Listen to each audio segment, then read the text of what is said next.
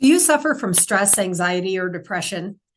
Do you find it hard to focus or to contain your emotions? Any of these things can take you down. So, what then are your personal health practices? If you don't yet have an integral or holistic wellness practice, you're in the right place. Podcast host Susan Axelrod, the confidence coach, has been practicing holistic wellness for 25 years. Along the way, Qigong and Tai Chi found her. After tiptoeing in, she dove into a committed practice and became a teacher and integral wellness consultant. She'll tell you Qigong and Tai Chi changed her life. In this podcast, she interviews practitioners, inviting them to share their stories about how these practices changed their lives too. Go grab your journal. At the top of the clean page, write down, "I want to feel better." Then take a breath and tune in to see if Qigong and Tai Chi can help. Hello, friends. Welcome to another episode of this incredible podcast series. I'm having discussion with Qigong and Tai Chi practitioners, inviting them to share with us how have these special modalities changed their lives. Along the way, it became apparent that showing a bit of practice would be very helpful for people viewing this podcast series. I am delighted today to present the second basket of practice, which is breath work. And to lead us in breath work practice is Oli Smith. As you know, I'm going to read the bio directly from the page so that you realize the different type of people who are practicing Qigong and Tai Chi. Oli Smith is a certified senior and integral trainer with the Institute of Integral Qigong and Tai Chi and a master teacher in the Liu family lineage of medical Qigong with the Lingwei International Healing Qigong School. He received his doctorate in acupuncture and Chinese medicine from Taoist Traditions College of Chinese Medical Arts and has been practicing classical Chinese medicine in Durango, Colorado since 2005. He regularly leads classes and workshops focused on Qigong and Tai Chi. Hello, my friend. Hello. Thank you for having me back. Thank you for being here. As I have mentioned in my other episodes with you, I'm delighted to thank you publicly for being my teacher and for stepping up and showing up to teach so many others through the Institute, the IIQTC. I feel an increasing sense of urgency, to tell you the truth, about sharing out what I'm calling integral wellness practices, and Qigong and Tai Chi are a part of that platform that I will be speaking about incessantly going forward. So today we are going to talk about one of the four baskets of Qigong. This comes from this book called The Healer Within. This is where I came to the practice of Qigong and the idea of the four baskets as developed by Dr. Roger Yanka through the book. The four baskets are movement, massage, meditation, and breathing. I want to reference here, and I'll put it in the show notes, that we've already done a practice episode on self-massage. It was awesome, Oli. I listened to it this morning and I did a self-massage. And today we're going to be discussing the basket of breath work. So, Oli, I want to let you know, full reveal, I was one of those people in my earlier years who lived in shallow breathing. I didn't know I was in shallow breathing until I learned what shallow breathing was. But I also mocked breath work.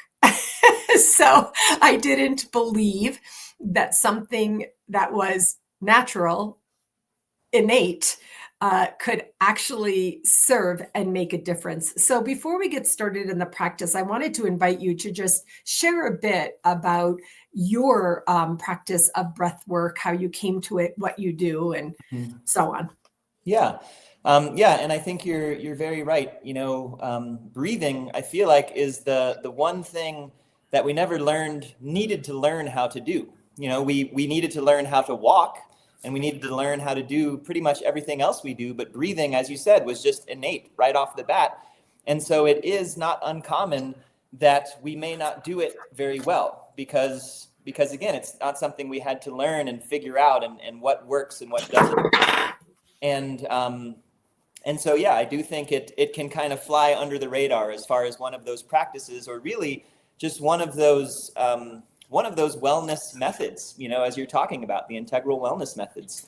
And I remember many years ago seeing an interview with Andrew Weil, the holistic medical doctor, and he was asked by the interviewer, he said, you've traveled all over the world, you've researched all these different medical techniques and modalities.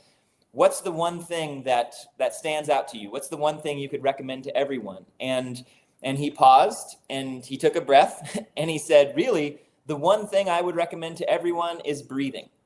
That is the most direct, efficient, and effective way of having an impact on your overall health and well-being.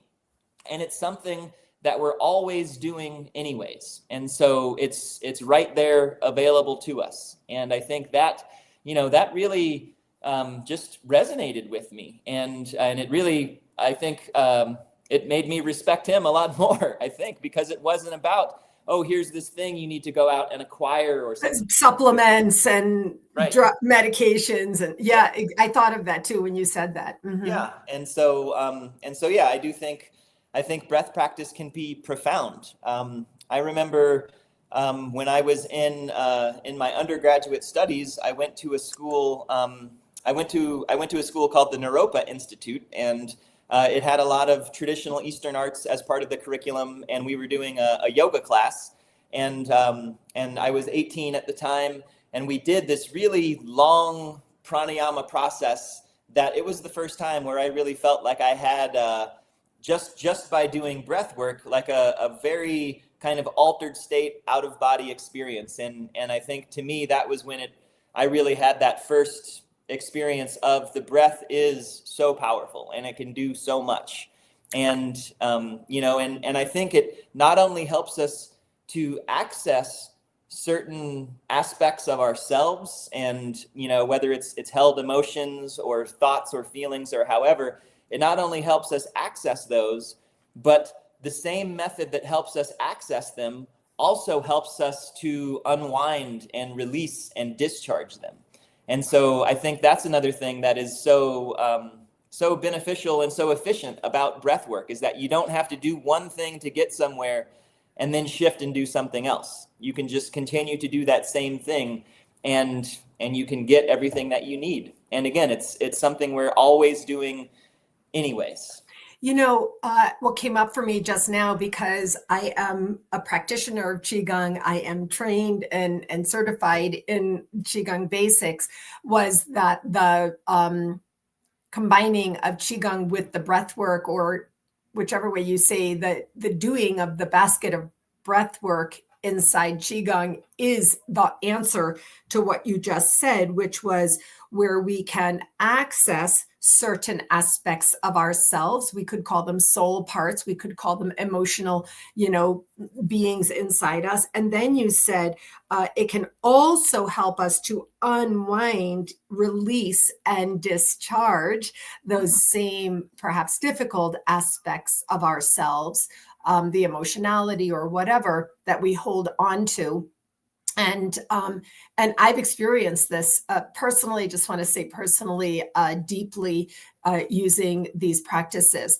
Before you go on, I want to make a reference here. You said that at age 18, you attended a workshop at an institute where you learned and were doing and experiencing breath work. Now, why is this important? Because as part of this series, I really want to show our viewers and listeners that a wide array of people who do these practices. Okay. And so now you're who you are, not 18 anymore, but at age 18, for anybody who has an 18-year-old in their lives, you just shared with us the experience of really coming, I guess I might say coming into yourself. As I really want to really highlight this for people to realize the benefits for our teenagers. Do you know what I mean? Absolutely. Yeah, I think that it's so important. And as you were saying, all of these practices, especially now, when we can come into ourselves, when we can feel empowered, and when we can also feel connected, I think that's also something that is really helpful. And that's also another thing that the breath is an example of, like you can hold your breath in for as long as you possibly can, but ultimately you're going to have to let it back out. There is no choice. Even if you hold your breath until you go unconscious, it will let go. If you try to keep your breath out as long as you possibly can, eventually you're going to have to receive it back in. And so even just that understanding of the breath points to this interconnectedness of everything and of us being a part of something bigger than ourselves. And that's something that we're all a part of. And so I think, using the breath as a way not only to clear ourselves out or to center ourselves or calm ourselves down, but to also feel that connection with each other, with the universe. It's like all of us, everyone on the planet, no person excepted, is breathing the same oxygen. And so it's a way of feeling connected when we might feel disconnected or divided or separate or something. And the more that we can find those common grounds, I feel like that helps that's really the starting point for healing. This is so good. This is one of those points where I want to say to our viewers and listeners, stop, play back, listen to that, write it down. that just through your breath, by breathing, never mind, okay, breath work, as a noun, but just by breathing, you could use your mind focus, what we talk about in Qigong, mind focus, breath awareness, body movement. You could use your mind focus to be in connectedness with humanity. Mm-hmm. That was so good. Thank you for that. Yeah. I just wanted to reference another episode where you shared with us the yin and the yang. You can see the symbol behind me, the yin and the yang. It came up again when you said you breathe in, you breathe out. And in your teaching, you say you move this way. And if you don't, otherwise fall forward, you come back. Mm-hmm. And so that really, it's a beautiful basis of the gentleness, simplicity, but also effectiveness of this practice. So let's get started with breath practice. Sounds great. Yeah. So I think what I'd like to do is to just name a couple practices that we can do with the breath, and then we can practice them. And each one of these practices, the way we'll do them here is we'll kind of work through them almost like a sequence, and so that can be done, or each one of these practices can be done individually by itself. So they can be broken up as individual practices. They can be woven together as a sequence of practices. So to name them, the first practice, the way that I'd like to begin, is something that is referred to in the Healer Within as the essential breath. And the essential breath is basically just an awareness of breathing. And so it's not, needing to change or alter how we're breathing at all, but it's really just about taking a moment to recognize that we are breathing. And what's interesting is that often when we just take that moment to recognize that we're breathing and to notice our breathing, more often than not, the breath tends to slow down.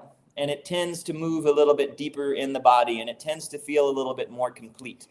And so just by being aware of the breath without any intention of breathing a certain kind of way, that can be called the essential breath. And that in itself is very healing, very stabilizing, very nourishing. From there, we can move on to something called a gathering breath. And a gathering breath involves a little bit of movement, and it's just like what it sounds like. We can gather the breath up with our arms and help to move it through the body as we exhale. And so we have our essential breath, we have our gathering breath. From there, this piece may show up at this point in the sequence. It may show up at another point. It's called the sigh of relief. And I love it, and again, it's also just like what it sounds like. It's a nice breath in with an audible exhale. And, it's sometimes the sigh of relief sounds like a sigh of relief. It's like a very contented exhale, nice and relieving. Sometimes it might be a little bit sharper, a little bit edgier, like you have to kind of get something out to then get to that relief.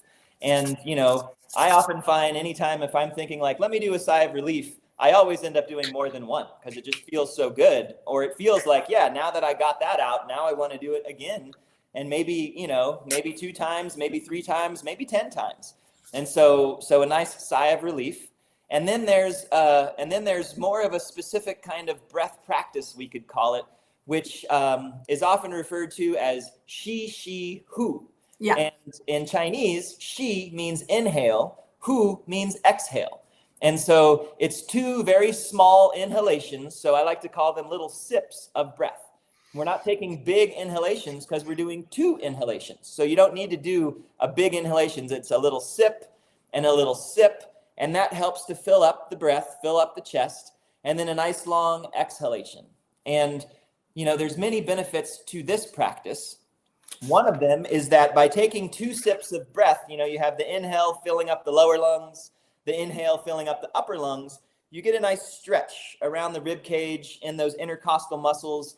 And in those muscles, there are stretch receptors. When those muscles detect the stretch of a big full breath, it actually physiologically, your brain will release neurotransmitters, choline-based neurotransmitters that help to alleviate pain, that help to calm down the fight or flight response, that help to just make us feel relaxed and easy.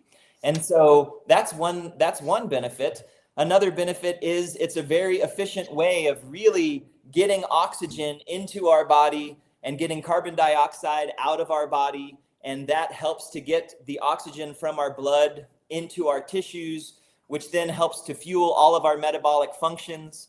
There's something known as the Warburg effect, which says that cancer cells do not thrive in an oxygen-rich environment. And so when we can efficiently get oxygen from our blood into our tissues, that is an anti-cancer process. So just that is profound, in the reality of that we can do that with our breath. And when we're doing shi, hu, one thing to keep in mind is we generally start very slow, like it might look like this, like, and as we move slow, that tends to be more nourishing and supportive and building for our body. It helps to build up our energy. So if we're feeling a little tired, if we're feeling a little fatigued, just nice, easy, slow breaths. As we feel a little bit stronger and a little bit more built up, we can increase the rate of our breath pattern, and that then helps to clear things out. So that can be almost like a detoxification out of the system, whether we're clearing out difficult emotions, whether we're moving things through our body, whether we're really flushing all of that oxygen-rich blood into all of the cells of our body to really just clear ourselves out from deep inside all the way up to the tips of our toes and fingers. That's what the faster breath does. So when we do the shi, hu, we'll start slow, and then we'll work our way up into a slightly faster pace, and then we'll finish with that. Could I ask a question about the shi, hu? Because it sounds like you're going to take us through all of them together. So before you do that, since you just showed that, the shi, hu is hard for me. Okay. I haven't practiced it enough. I take that responsibility. Anything is less hard the more you practice. The shi, hu, that the way I do it is I almost like bring out the belly, like in that first lower breath, and then up. You said the lower lungs than the upper lungs, kind of. Is that a good way to do the shi, hu? Like to like when you do that first sip in the lower part of your body to like have your stomach be expanding? I'd say if your stomach naturally expands when you take that first inhale, that's fine. I don't think it's something that you need to focus on. And that may Okay. be why it might be a little bit difficult, because, breathing deep into the belly is more of a lower lung type of, long, slow breath. When we're doing these quick inhalations, that can be a little hard to just coordinate that. So I I would say see. just let that go. You know, Oh my God. Oh, that's so good. This is why I love practice. In our last episode, you said, I said, oh, I'm sorry to have you keep talking about the basics. And you said, it's not the basics. These are the foundations. So even though I learned, this was a perfect example of that. Oh, this yeah. is so good. Well, and it's a good point because, the belly breath gets tons of good press as far as you breathe into your belly to relax. But when we breathe into our belly, we're really stabilizing our rib cage and letting, as the diaphragm moves down, it pushes the belly out. So we're not filling our belly with air. It's just our rib cage is stabilized. When we stabilize our rib cage like that, one thing that happens is we actually don't engage these intercostal muscles in our ribs as much. So if we're going for that choline-based neurotransmitter release that we want to get from the stretch in the rib cage, we actually don't want our abdomen to move so much. We want the ribs to lift up and spread wide. And then we can really feel the engagement of those muscles that are more up here, like in the, what we might say is the middle or upper breath, but really this is the lower lungs and this is the upper lungs. And so you're still getting a nice deep full breath. You're just getting more engagement of those stretch receptors. And that's Oh what my gosh. give us that physiological response. This is so good. This is so great. I realized I did that to myself. Roger has said this to me in my training over the last few years several times.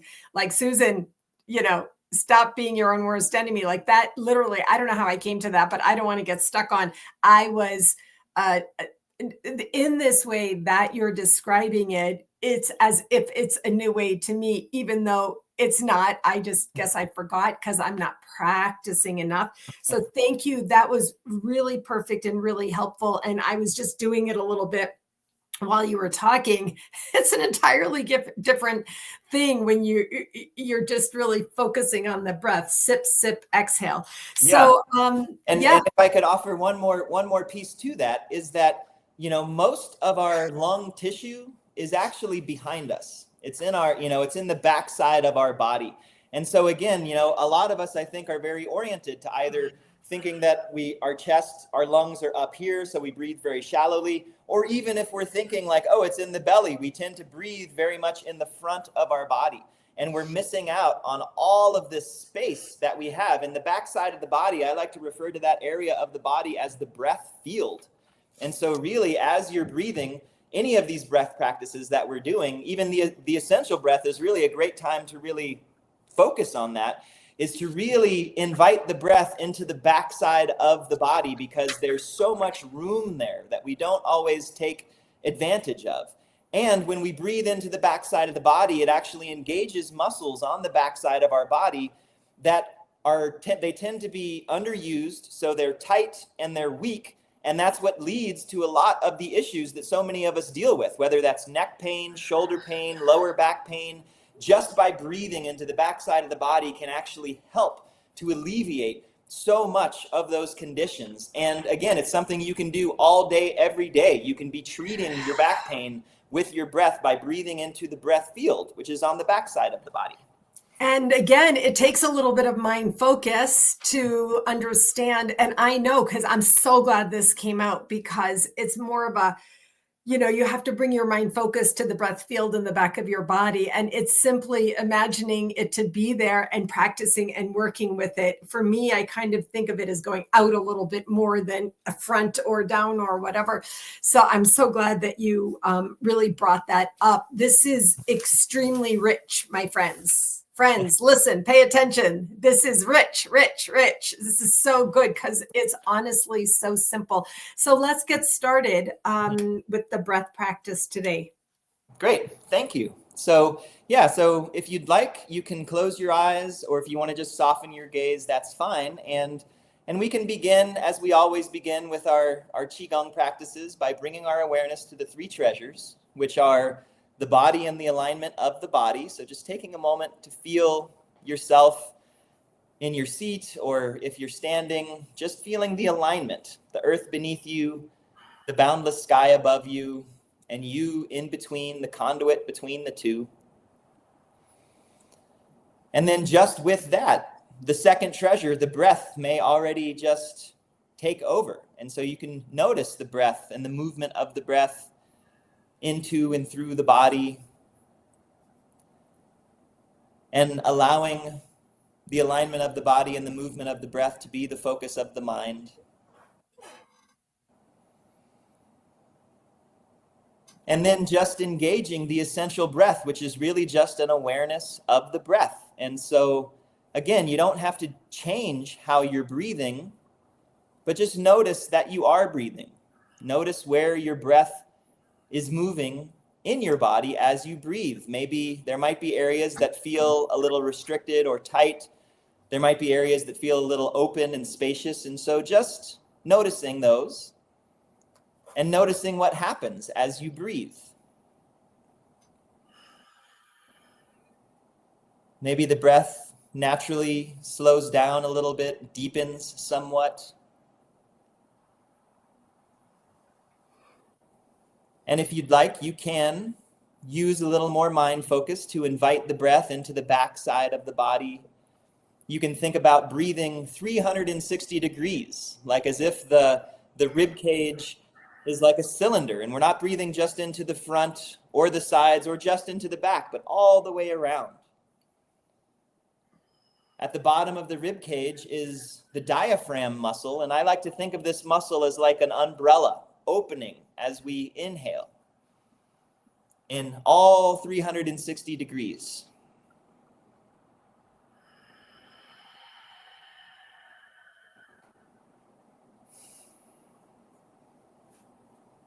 And then from the essential breath, we can move into a gathering breath. And so on the next inhale, as you inhale, your hands can float up just about shoulder level or head level.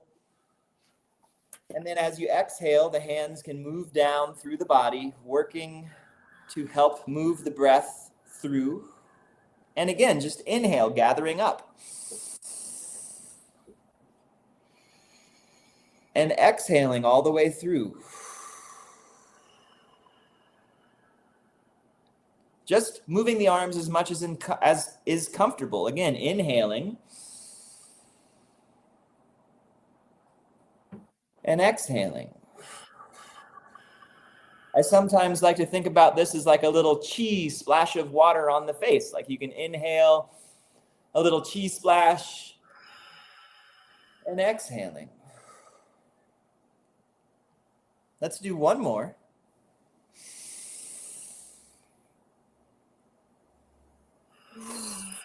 As you exhale, your hands can come to just rest in your lap and just return to the essential breath, just noticing the breath, the movement of the breath.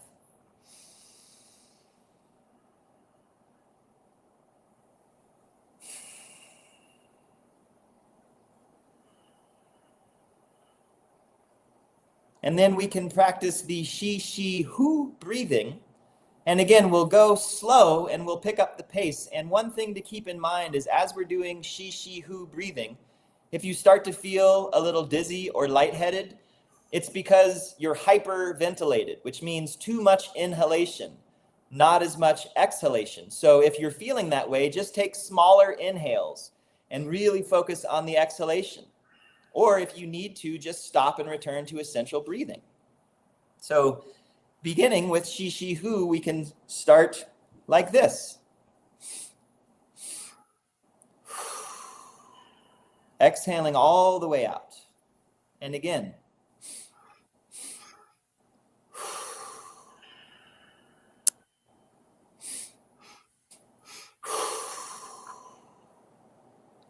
Shi, shi, hu.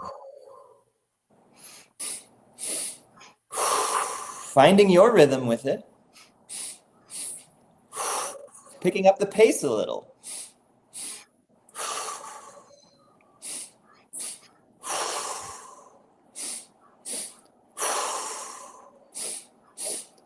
Small inhales.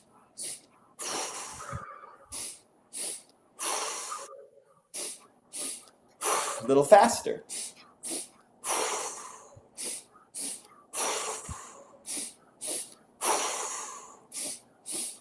5 more. 4, 3, 2, 1. Bonus. Big gathering breath. Exhale. One more big gathering breath. And just return to the essential breath and feel the effects. You might feel, I often describe it as effervescence, like a bubbling that might be coming up through the center of the body, or tingling in the cheeks, in the hands, down the backside of the body. Just feel that. We've released choline-based neurotransmitters that help us to feel calm and at ease. We've increased the rate and the rhythm of our breath, which helps to pump the blood through our body, this nutrient-rich, warm blood from our depths out into our extremities, all the way to the tips of our toes and our fingers, helping the oxygen get into every cell of our body, which feeds the mitochondria in our cells, which produce energy, which is a common translation of qi. We've just infused our bodies with qi, with life energy, with vitality. So breathe that, feel that in every cell. Breathe that into and through your body. And maybe on the next inhalation, let's do a nice sigh of relief. So a nice inhale.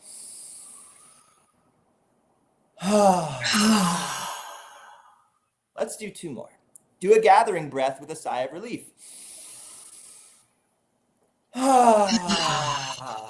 Even shaking it through. 1 more.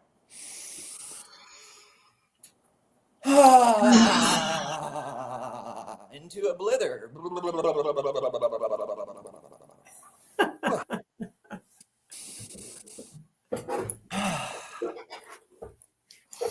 And so just feeling the breath. And now that we've really got the breath activated and circulating and moving through the body, and when I say breath, I mean qi, I mean oxygen, I mean metabolism, I mean life, feeling life move through our bodies and what that feels like. I remember one time I was talking to a 10-year-old child, and he was talking to me about how he can be afraid sometimes. And he asked, what do I do when I'm afraid? And I said, one thing that you can do when you're feeling afraid is you can take a deep breath. And he took a couple deep breaths, and then he said to me, he said, when I pay attention to my breath, it feels cleaner. And it was just like, wow, like that's so true. Just by paying attention to the breath as you breathe, it feels a little bit cleaner, a little bit fresher, a little bit more alive. And that's something that we have access to every moment of our lives. Every breath that we take is an opportunity to take a clear, clean, fresh, invigorating breath. And that is a gift from the universe to all of us. Thank you for this practice. I just need to take a moment to compose myself and say, yeah, take a breath. I know. This is so, God. Okay. So in my early middle years, I lived in stress. Stress was my bestie, was my friend. To be honest, if I'm honest with myself, I got to a point where I would, brag on how stressed I was. This is like a badge. Yes, I guess I might say I wore my stress as a badge of honor, as a badge.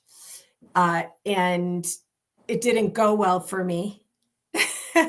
When I was in my late 30s, I had an emotional meltdown. And thank God I came back from there through various therapy first and going to the gym, various things. I did use medication in those days. I was on medication for 7 years. But I just want to say to anybody who's watching us or listening to us in this moment, who may be thinking to themselves, like I was in those days, I confess without a doubt, this is such a crock.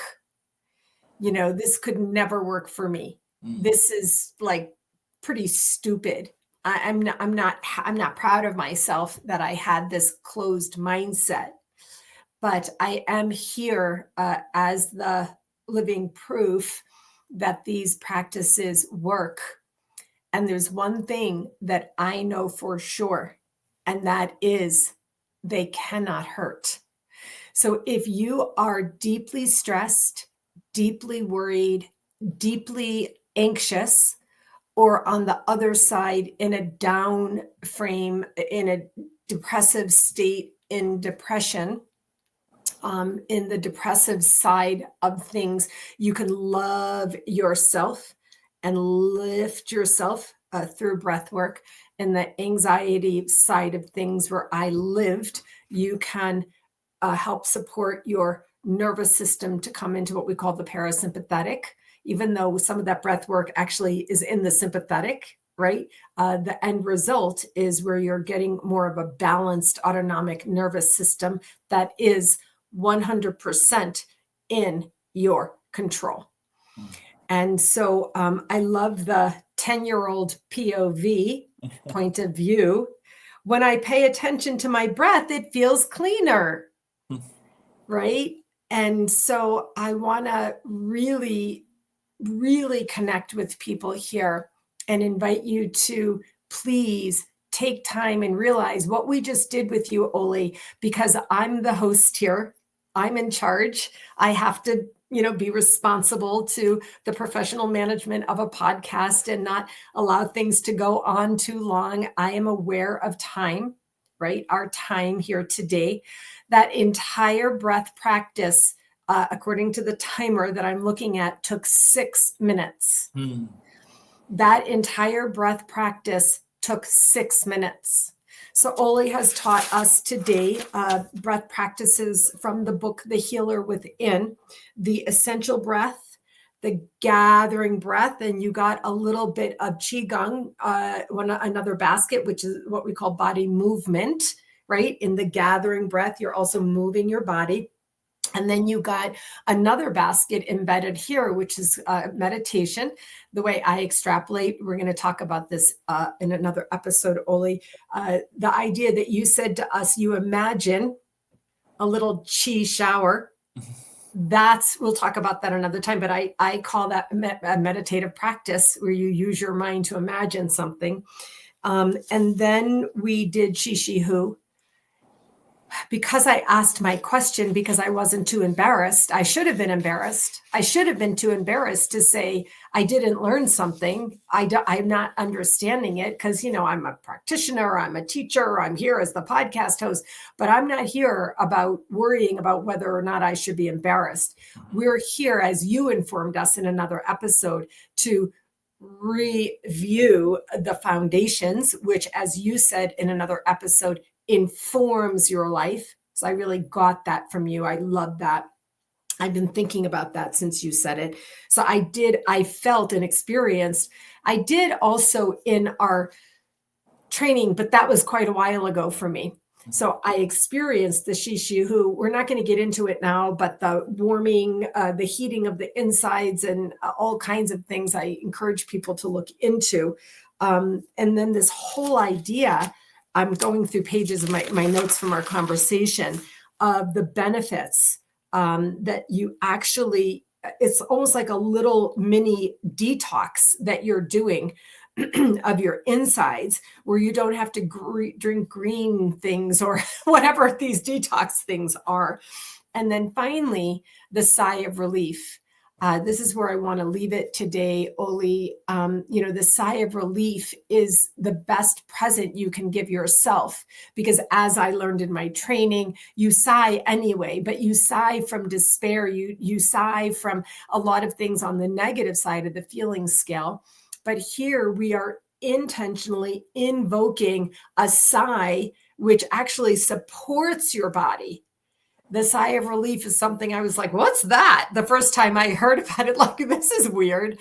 But the vocalization of the full, sigh. And again, we're in the body movement, right? You do the gathering breath, and you can, I learned in my training, you can sigh it out, baby. You can really push it out if you want to, So I really do encourage that. In the show notes today, I'm going to be writing the breath. I have my arrow signs. I'm a coach, so I'm always listening for tools. The breath, the right arrow sign to chi, right arrow sign to oxygen, right arrow sign to life. Mm-hmm. And so I want to say thank you so much for this practice today, Oli. It was really amazing. I want to invite people to really watch this as often as you need. So is there any last thing you'd like to share with us, Oli?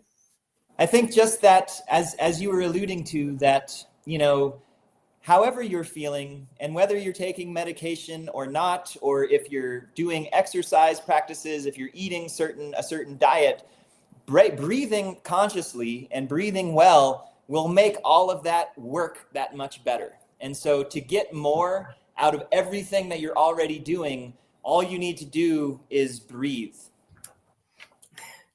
Oh my gosh, Oli. I can't believe you just said that.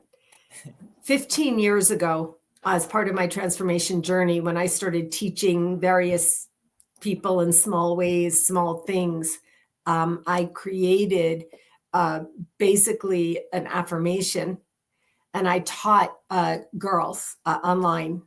I taught the affirmation: all you need to do is breathe and drink water. And wow, that whole thing just washed over me, because really the idea of anything you do, you're also working antithetically against yourself when you're in resistance. But the breath work that you've shared with us today, this practice, it's called practice for a reason, people, actually helps other things come into alignment. And so that's beautiful. Well, listen, I'm already looking forward to our other episodes with the other baskets to practice. So thank you again, Oli, and I'll see you soon. Thank you.